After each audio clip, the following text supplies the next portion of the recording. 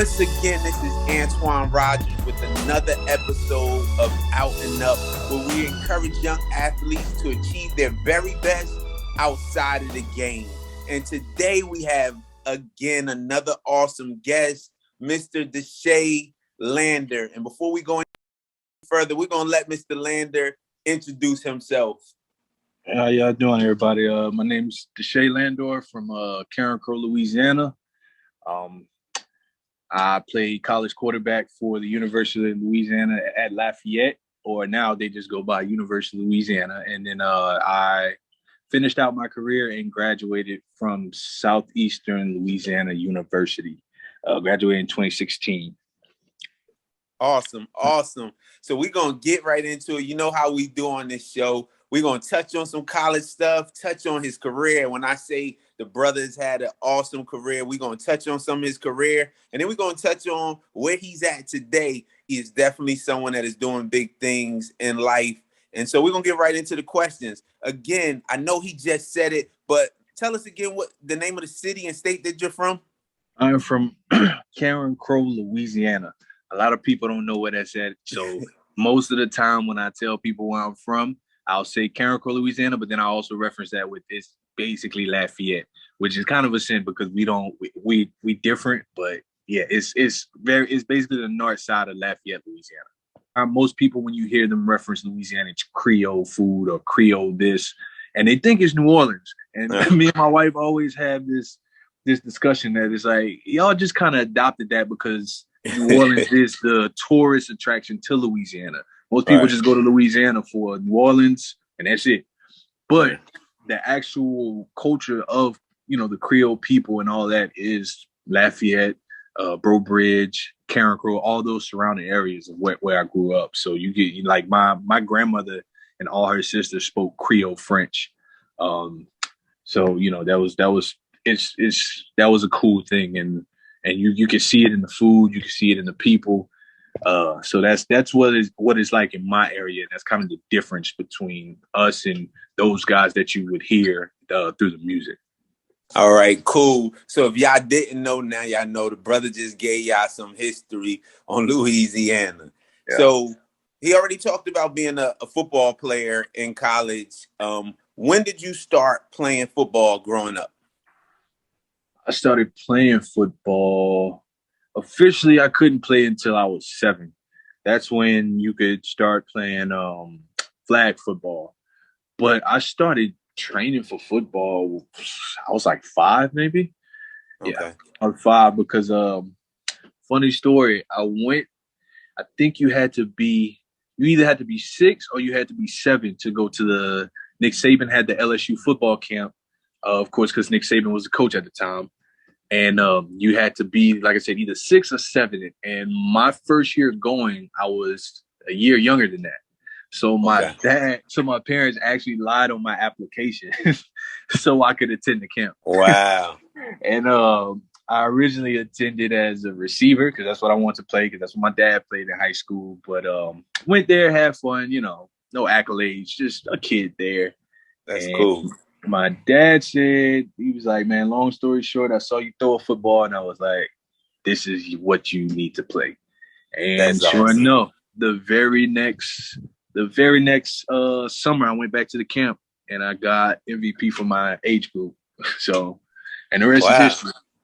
In your youth, did you play any other sports? I played basketball. Play basketball also? Yeah. What inspired you to play football? And I think you touched on it, but what inspired you to play football? It was all around me. Like that's what my dad played. That's what he always watched. Of course, I was right in front.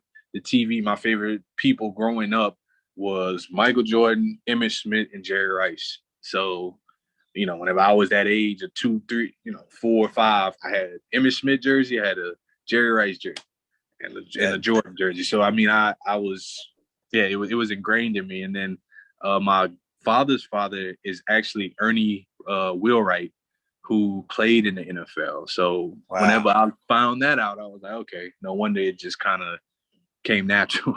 Wow, that's awesome, man. You talking of like big time greats when you talk about Jerry and Emmitt Smith and Jerry Rice, man, like big time greats there. So that's awesome.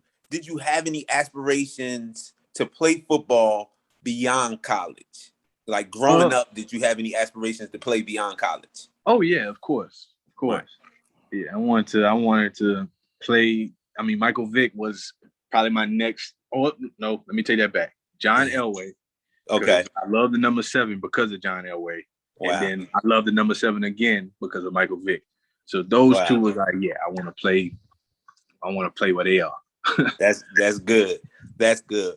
What were some of your accomplishments as a high school football player?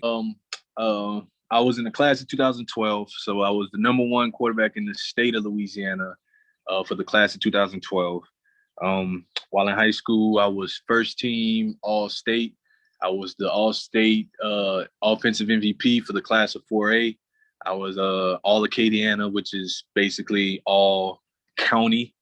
I was all district first team. I was a 3-star ranked by ESPN. At one point, I was the number 51, 52 ranked quarterback in the country. Got invited to the Elite 11, invited to Nike camp where it was like the Southeastern region, just all invite only. And then I also played on the Louisiana State 707 team, which is now called the LA Bootleggers. But at the time, I want to say our name was the LA Bottom Boys. That is Mr. Landor, and man, Mr. Landor had game up there in Louisiana. Other than football, did you have any other career goals as you were going through school, or were you just pretty much focused on football? I was basically focused on football. And I think the biggest goal was just earning a scholarship. I started receiving letters as a freshman in high school. So, because I actually played football and basketball going through, park and recreation, going through middle school. When I got to my freshman year of high school, I played varsity. And after the season, I started getting letters. And I was playing basketball because I remember I got like turf toe playing basketball. The season would start before the playoffs would end. So we were still in the playoffs. Mm-hmm. And I still remember the school. We were playing Belle Chase High School because they actually ended up winning the state title that year. And I'm warming up and my coach is looking at me and he's like, "Hey man, what's wrong?" I see you limping. I was like, "I hurt my toe playing basketball." And I remember he just gave me this look like, "What are you doing playing basketball?" Wow. And he didn't say nothing else. He just was like, "All right, man, you may not see no things, we was gonna put you in on this and this, but if you can't run, we'll see. We'll evaluate it through the game." I was like, "Okay." And like I said, I started getting those letters, and then within the spring, once I was deemed the starting quarterback, I knew I was gonna be the starting quarterback going into my sophomore year. I quit basketball, and I said, "Hey, this is gonna pay for my education." All right, you roll football from there, huh? Correct. Gotcha. So, I was about to ask, did you? I already know you had multiple offers. Name some. You probably had a list. You probably would never name them all. But just from your freshman year throughout college, what are the schools that come to mind that you remember you had an option of going to? Well, let me first say schools that sent you letters. And then as your senior year comes, you can kind of wrap up what schools you had an option to go to. Well, the schools I remember sending me letters as a freshman, it was Tulane started sending me letters. Tulane, Northwestern State, and Natchitoches, Louisiana. I got one from Tulsa. Tulsa was sending me letters pretty early. And Kansas State, because it was only like about 4 or 5 of them that was sending me like interest letters. Because I remember getting them and I was like, man, I didn't even like do anything. Like I was a freshman on varsity, but I didn't, not like I played too many meaningful snaps. But I was like, okay, this, it's cool. And then by the time it was over and done with, I got the offer from Southeastern actually offered me, Sanford offered me, and UL offered me for quarterback. The bigger schools wanted me for something else. LSU wanted me to come on as an athlete. Texas A&M wanted me to play safety. Mississippi State wanted me to play slot receiver, and Vanderbilt wanted me to do the same. So a lot of those bigger schools was like, hey, yeah, we'll take you, but we don't want you for quarterback. We want you for receiver. We want you for safety because I was a dual threat. So they saw my athleticism and they was like, oh, we could use you somewhere else. And me just being stubborn, and not even so much being stubborn, I just think it was, I went to these camps and I went to these tournaments and I played and threw with these other guys that I saw was getting offers to play quarterback at these schools. And I'm like, I can throw with them. So that was my thing. I was like, nah, yes, I do offer athleticism, but I throw just as well as this guy. I throw just as well as this guy. And I've proven it by going to these camps and people are like, oh, who are you now? Like, oh, let's do this right up on ESPN. That's, we'll rank you. We'll do this. So I'm like, okay, that's what made me pull the trigger on UL Lafayette. Right. So I'm going to ask you two sidebar questions from the conversation we just had just in regards to your choice of schools. You have a young gentleman sitting in front of you, a young lady sitting in front of you right now. We'll say young gentleman. We're talking about football for the most part. And they're in the same situation you're in. They could go to some other schools, possibly some bigger schools, and change position, or they can have the confidence that you obviously had, which is nothing wrong with that you could play on that level at quarterback. What would you say to that young person? If it's one of your children in the future, what would you say to that child today? I would tell them to look at the picture as a whole and really know yourself before you make that choice.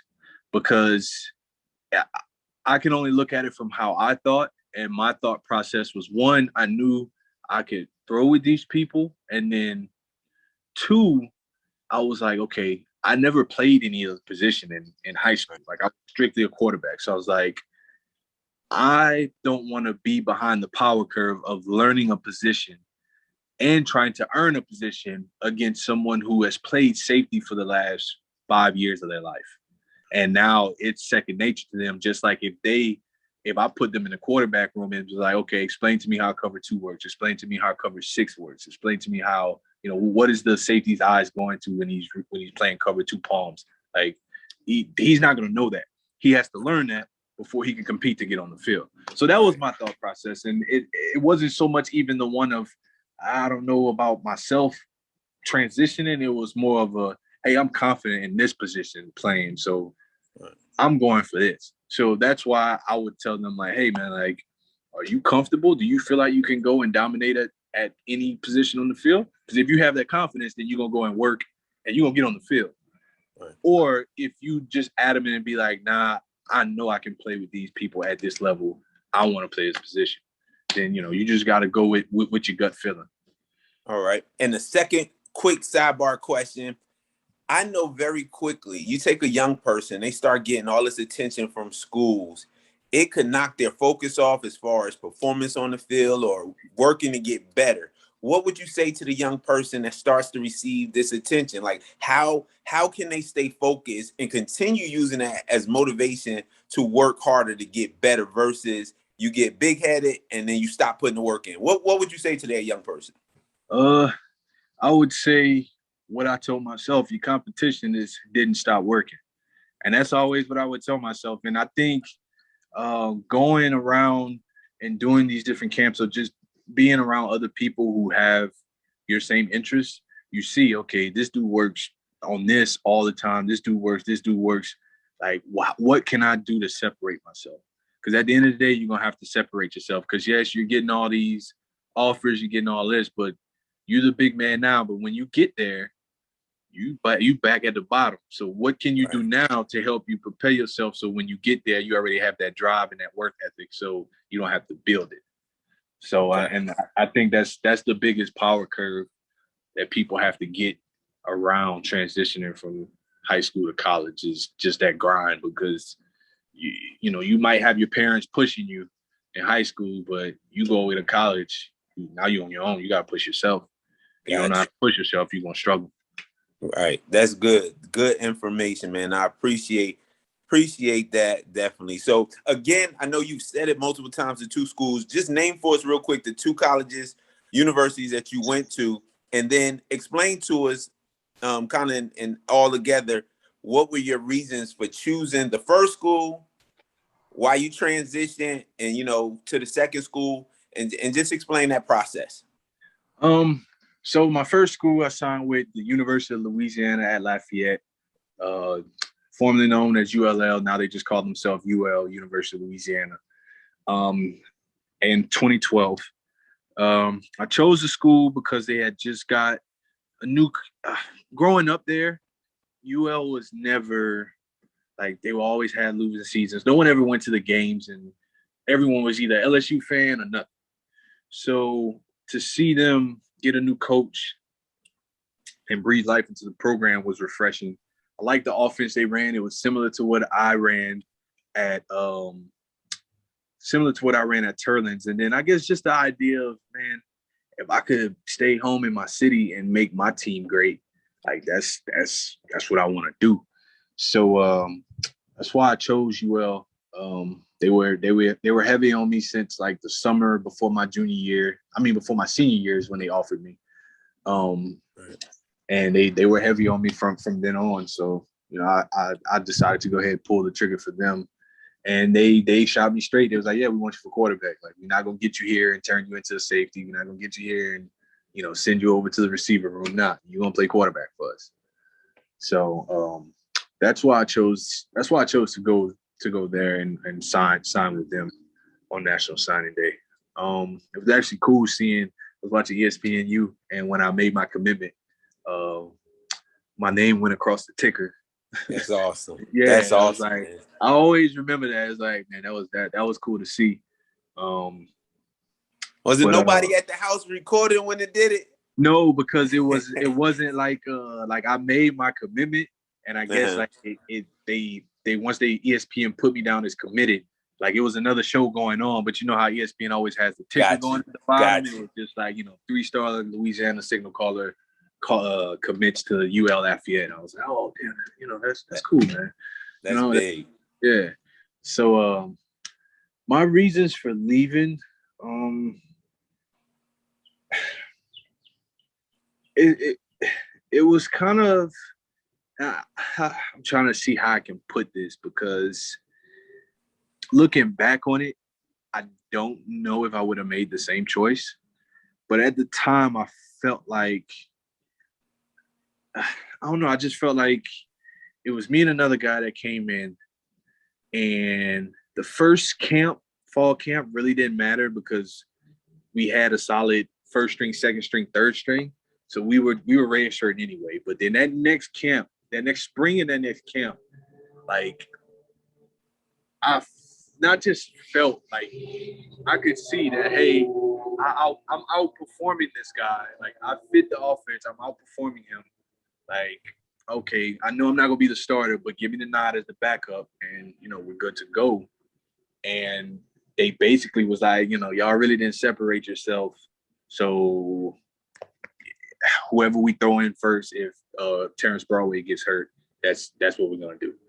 And at the time, they were like, we're probably going to give the other guy the nod, and then we'll bring you in. And it I guess whenever you work hard and you feel like, hey, I'm doing what I need to do, I'm working hard, putting in extra hours, and I feel like I'm getting the best of this guy, and then you're told that, it's kind of crushing. So, you get other people in your ear as well and stuff like that, and then you're being like, oh man, they're screwing me. I gotta go. I'm gonna go somewhere where I can play. I feel they screwing me over, this is that. So long story short, ended up putting in for my transfer, and I chose Southeastern because the offense was real quarterback friendly. I went visit the coaching staff. The coaching staff was dope. Smaller campus, smaller town, but it was a good fit. Like, everyone was super welcoming. And they had actually got Robert Alford, who played for the Falcons, had just got drafted. And he got drafted in like the second round. And he was like the first, like, that was unheard of, a second round draft pick from FCS school in Louisiana. Wow. So that was another thing of, I think I'm gonna go here. They just had a good season. looking like, they could do something else special. The coach is saying, yeah, we could really use you. We got Brian Bennett now, but then after that, we're looking at you. We're going to bring other people in, but if you can do what you need to do, you'll be the guy. And I was like, you know what? I think this situation fits me. So that's what made me choose to go to Southeastern. Well, cool, man. Thanks for giving that and that background. You've given us some good information on the first half of the show. But as y'all know, we always take a moment to go to a quick commercial break. So, Mr. Landor, we thank you for answering the questions thus far. But you all listening or watching on the video portion of this show, we'll be taking a break and we'll be right back after this. Come on down to Push Nutrition, 3441 North Main Street, Sweet. Come on down to Push Nutrition, brand new you with the brand new look. You know who to call when you need a push. Get the mission, Push Nutrition. Everybody knows who we are.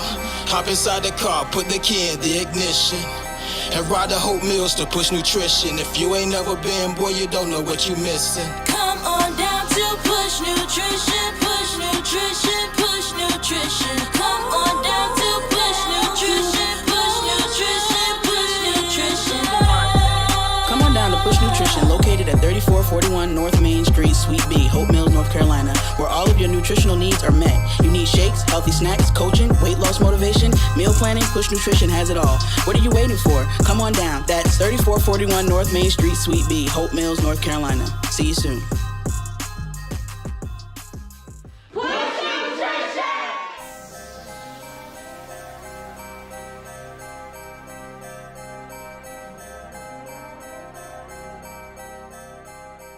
Welcome back again. This is Antoine Rogers. We're back from a break, and we're back with Out and Up, talking to Mr. D'Shaie Landor. So we're going to get right back into the questions. He's given some good information, gave you a rundown of his history, and so we're going to get into a few more questions that might tie into school and football, and then we're going to get into his current career today. So learning from your experience, do you have some advice for the young student athlete preparing for college? Yeah, I would say if you don't have study habits, start to develop those. That was at least academic wise, that was one of the biggest challenges for me because I didn't have to study much in high school. A lot of it just was, I guess, you sitting in a class for a longer period of time, and it's less stuff that you have to deal with. At least like you're more in a controlled environment, so it's easier to pick up things. And so you, at least for me, I never had to study. I think I graduated high school with like a 3.5 or 3.6 overall GPA. I never had a C. The lowest grade I ever had was a B. All 4 years of high school, actually all through middle school and high school. So okay. So when I got to college, like I remember like my first test in economics. It was economics 201. I bombed it. I was like, man, I thought I was just gonna be able to remember everything, go in there, take the test, and it was a summer course too. So it was like they covering like 3 chapters a day because they moving fast. It was a 4-week course, and I was like, yeah, man, this can't happen. So I actually started like writing good notes and studying my notes, and doing, lo and behold, you do better. Yeah, of course, when you got to go back to your room and read. So I would say, develop study habits and time management, man. Like there you go. You got to be able to manage your time because that's one thing as a scholarship athlete that you don't. They never tell you is that, hey, they're going to require all of your time for this sport. So you need to be able to manage your time so that way you can get your academics done and just like stuff on a personal level, like because when you're not in season, you're training. When you're doing spring ball, you're doing fall camp, you're doing summer workout. So you just have to be able to really manage your time very, very well so that way you can be successful off the field and on the field. Cool. Thanks for that. And excuse me for those watching, those that's listening to the podcast, you don't know this, but from the first half of the show to the second half, Mr. Landor now has his daughter sitting with him. And I think it's awesome. I didn't have we continue movement because this is life. Okay. And the goal of this show is to let people know there's life beyond the sport and to even help to develop people that they're not only great on the field, they're great in life. So Mr. Landor, in the second half, is showing you that today, he told you earlier, he's a husband and a father. And so even in the midst of our interview, he's doing his fatherly duties, watching the little one. So we're going to keep kicking, man. And I want y'all to look at this example that's before y'all. So next question. What was your major in school? I was a marketing major. Okay. All right. So in regards to now, at this point, you start school, marketing major, you choose to take marketing. What were some ways you were thinking about using that major? I was looking at stockbroking. I was looking at being on the marketing side of like a big corporation or just even like a local business, just handling numbers and marketing and looking at charts and everything for a business. And because I knew at least my mindset with it was I wanted to pick something where there would always be a job. There's always going to be a business out there.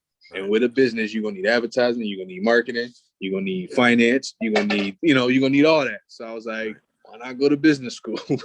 So, yeah, that's why I chose it. And then I also like, of course, I wasn't thinking that at the time, but as I got older, I was like, I'm glad I did that because me and my college roommate who played left tackle for me at Southeastern, him, and one of our tight ends, we were close-knit group of friends while on the team and kept in contact. We just bought an LLC for us to open up a trucking business in the near future to put big rigs on the road. So, that marketing background is going to help when it comes to us doing stuff. So, I was like, man, I guess I did make a good choice, Right. That's ago. good. That's good. What are the big differences that you can kind of give to help prepare those young athletes between high school and college? We did a lot of covering the sports earlier. So let's touch on the school and just transitioning from being a student athlete, in high school to a student athlete in college, like from the school, and let's prep them for that. I would say, of course, the two things I said: time management. You got to be able to manage your time very well.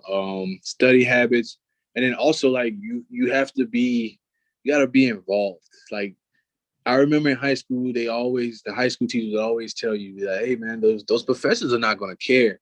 If you don't care, they're not going to care. Okay. And that's the truth. I mean, you essentially, once your money is paid to the school, and then you being a scholarship athlete, once the school pays that class, that professor, it's not that professor's job to help you pass. You have to want to pass. So if you're not understanding something, you just leaving and not going to talk to that professor, it's not going to help you. Like if you don't understand it now, looking at those notes, it's not going to help you. So you have to be more proactive in your education.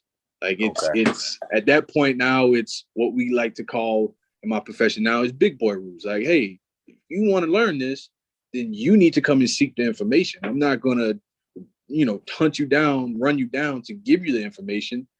Come seek it, and I think that's a big thing that even I had to adjust to. It's like, especially if high school was more easy for you, you think, I'll get it at some point. And it's like, nah, because the next day or the next class, they're not going back to that. They're building on it.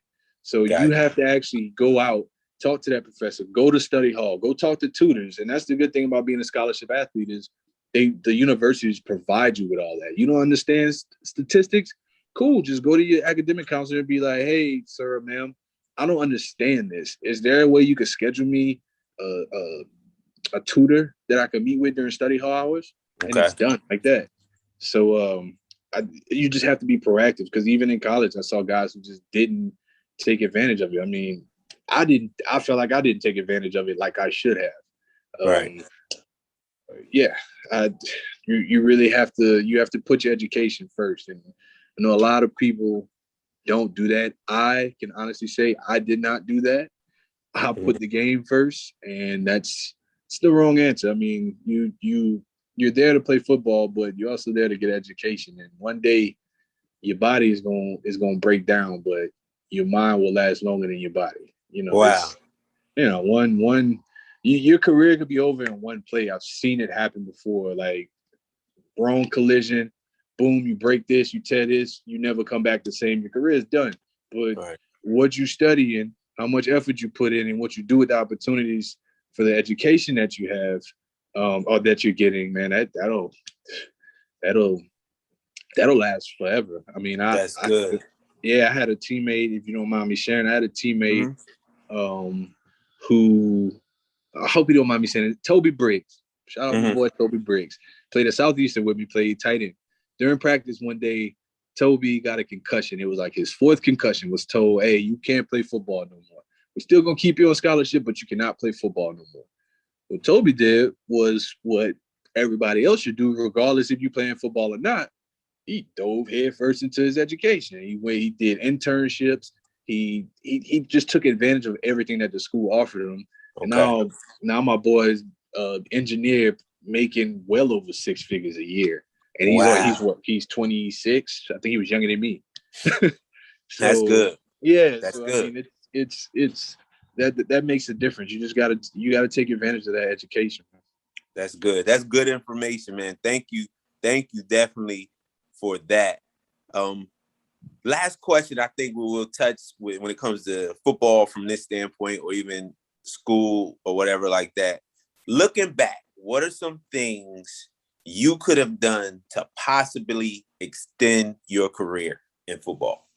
Well, one was not get injured. My junior year, I had a level 3 AC sprain in my throwing shoulder, tore a few ligaments in there. So I had to bounce back from that, miss some games.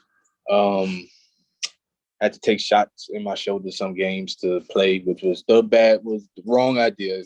If coaches ever pressure you to do that, do not do that, because all you're doing, it may sound like, oh yeah, I need to play, but man, you're just messing yourself up in the long run, because you're not healing anything.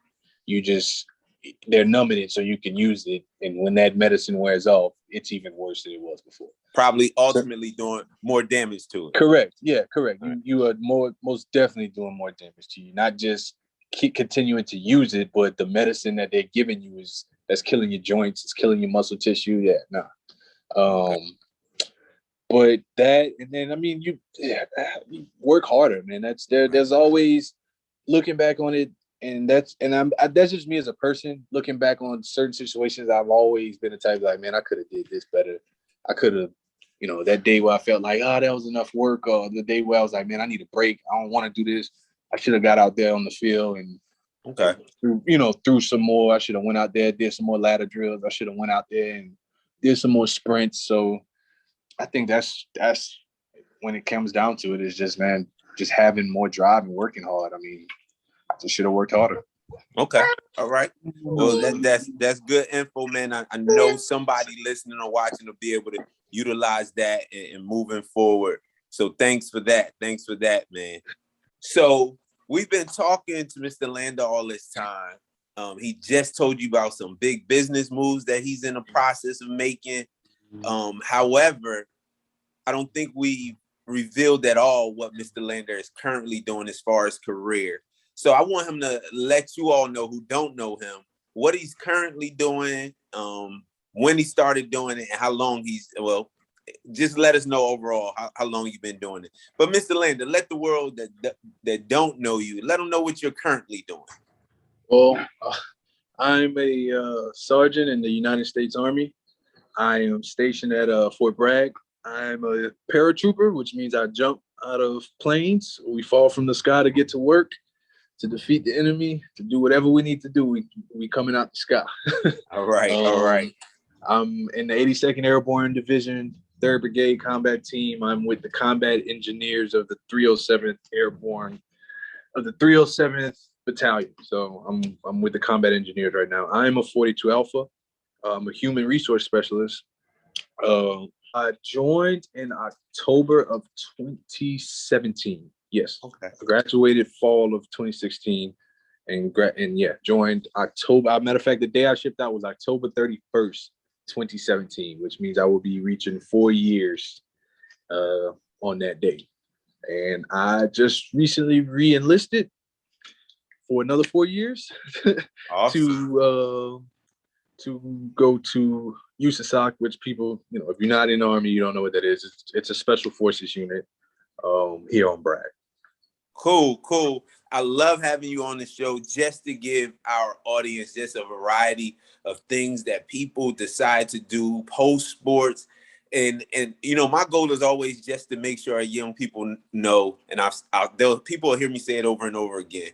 My goal is to make sure you don't allow that sport to be your identity, which means there's life beyond the sport. And so let me say to you, without going any further, bro, thank you for your service. I thank you for what you do today.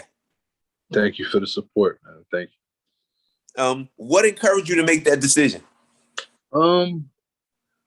Well, my father was in the Army for 5 years. I actually had 2 cousins who served in the Army as well. They were both officers. And then my wife, actually, a lot of her family has military background as well. And then looking at it, I guess what really drew me to it and what made me say, okay, yeah, I can do this is the structure. Like, and me being a football player, playing since I was 7, like, you get into a routine. Fall is the season, you practicing, you playing games. That's over. You go into spring or winter, you working out. Spring, you working out, now you practicing. You go to summer, now we working out. You get to the end of summer, fall camp. All right, season again. And you're just doing that. And that when you've been doing that, I graduated at 23? I was 23, 24. And you've been doing that for 17 years? Mm-hmm. It's I don't know, me, I was, I guess, yearning for that structure. And coming straight out of college, of course, as I said, which is why taking advantage of your academic, like, what the university is offering you is important. Whenever you start to look at it, it's like, okay, boom, I got my degree, cool, let's start looking at jobs. You start looking at jobs and it's like, oh yeah, we want a bachelor in marketing, but we want 6 years experience with this. We want 6 years, we want 7 years experience in this. He's like, man, I didn't have that experience. I went to college. Oh, well, you could have interned here. I didn't take advantage of that. I was playing football. Gotcha. So, I ended up, I had 2 jobs. I worked at a hotel, basically just a janitor. And then I worked at a car dealership as a car salesman. Mm-hmm. And it wasn't panning out. Me and my wife were living together at the time. And right before I shipped out, she got pregnant for me and hers oldest, because I have 3 children. I have my oldest son, Arbor, who's 7. Okay. I have my middle child, which is Kason. He is 3. And then I have my daughter, Callie, who is 1.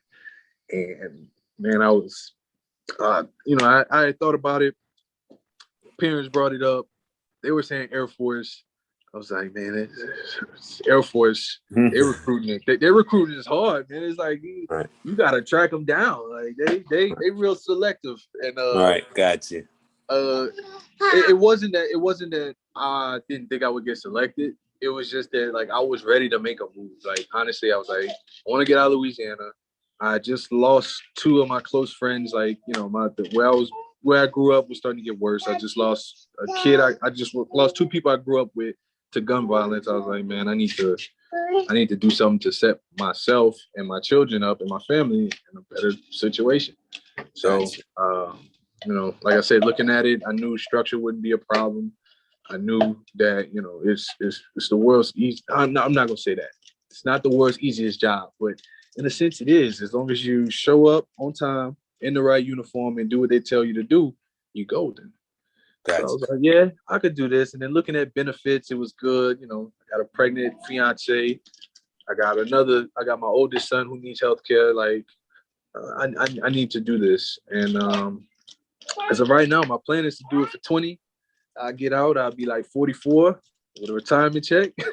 Can't beat that.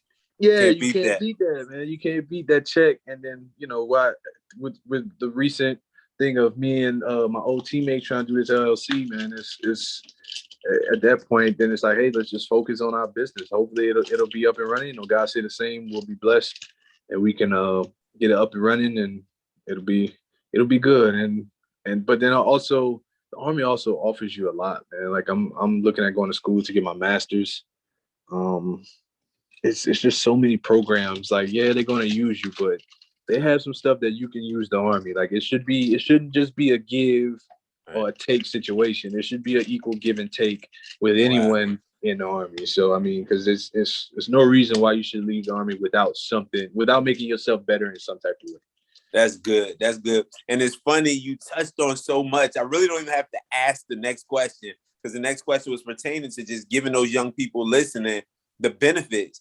But if y'all need to rewind or play it again, Mr. Landor just gave you many of the benefits. Being able to retire, having the benefits for his family, just even the options to go to school and the things that come even after retirement. Like there's numerous benefits. And so he already touched on that. It's a lot, man. It's like I could honestly sit down and talk about it all day, because there's so many jobs like within the Army. And I guess most people, when they think military, they think of, lone survivor or something like that, where you out there in Afghanistan shooting at the Taliban. It's like, nah, man, that's not, like, if that's not what you want to do, nah, they got people who want to do that. And they have jobs in the Army for those people, but then they have, like, you could come in the Army and be a heart surgeon. Wow. Like, you could come in the Army and be a pediatrician. You could come in the Army and be a physical therapist. Like, you could be a lawyer. Like, there's so many jobs within the Army that I could really talk about it all day. So many benefits and so many options that if you seek it out and really want it for yourself, it's right there at your fingertips. That's good.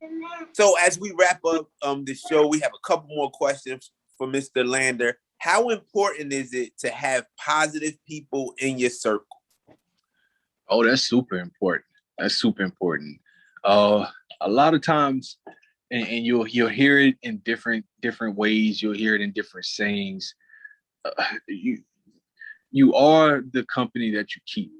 So if you want all these things for yourself, I want a scholarship and to go play Division I football. I want to go SEC. I want to do this. I want to graduate and do this. I want to go to NFL. You have to surround yourself with people that's like-minded, so that way y'all can have checks and balances on each other. So when y'all out doing something, or one of y'all slacking, the other one could be like, nah, bro, we got to do this. We said we was gonna do this, and that takes us doing point A, point B, point C, and you don't want to do point B. Now we ain't gonna let you fall like that. So you need people that's like-minded and positive, that even when you're down, they could be like, we understand. It don't last forever, bro. We working for a goal. Because when you got negative people around you, it's normally people that see you elevating somewhere, especially with athletes. You see it all the time with athletes, is that the people you grew up with not doing as well as you, or not getting the attention as you. You the number one recruit, you this, you that. Even if you're not the number one, just having scholarship offers, you going to college for free. And someone not doing that will look at you and be like, oh, well, why can't I? Nah, come do this with us, man.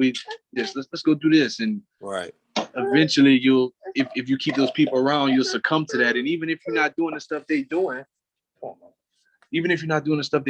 just being at the wrong place at the wrong time is such a thing. Like you could be riding in the car with your homeboys who ain't got nothing going for themselves. They got a gun and some weed. Then you get pulled over. Now it's like, ain't nobody, they not going to admit that it's theirs. Oh, no. Right. So now everybody going down.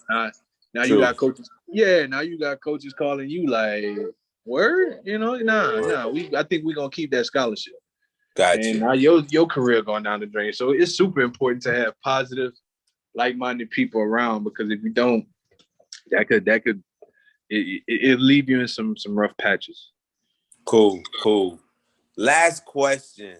In life, and this could have been throughout school, even to now, what motivates you, or who inspires you? I say at this point, it's a number of people. It's my kids.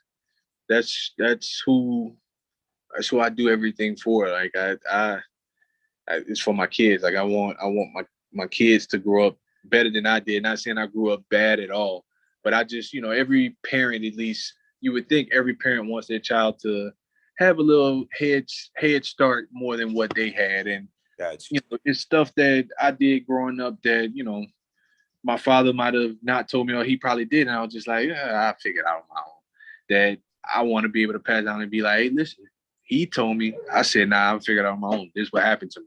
Listen to this. Don't do this. I've been there. I've done that. So they inspire me to be better because, I want the world for my two boys and my girl. And I just, like I said, I want them to be proud to be like, yeah, that's my, that's my father. That's my daddy. He does this, and be proud of that. My wife inspires me because she supports me. No matter what, she's always supporting me. She's like, hey, if this is what you want to do, like, I got your back. That's and, good. You can't ask for nothing better than that. Somebody who's willing to go down a rabbit hole that maybe you're not even sure what it's going to lead, but someone who has enough confidence in you to be like, no matter the outcome, good, bad, or even, me and you will figure it out together. That's good. And then my father inspires me because, growing up, and I guess it's just a thing of boys and their father. I mean, you could probably attest to this because you have an older son. You get to that point at about 18, 19, where you just feel like you and your father are just beefing it all the time. Y'all just don't agree because, of course, at that point, especially when you're in college, you're doing this, you feel like, man, I'm my own. I don't go to your house no more. I got my own apartment. Like who are you to? And you may not think at the time. You may just be like, he tripping. He tripping. But I mean, I always admired him because I feel like I wouldn't be the husband, I wouldn't be the father. I wouldn't be the man I am without him. I feel like he always set an example of, hey, this is what right looks like. You want to take care, when you have kids, you take care of your kids.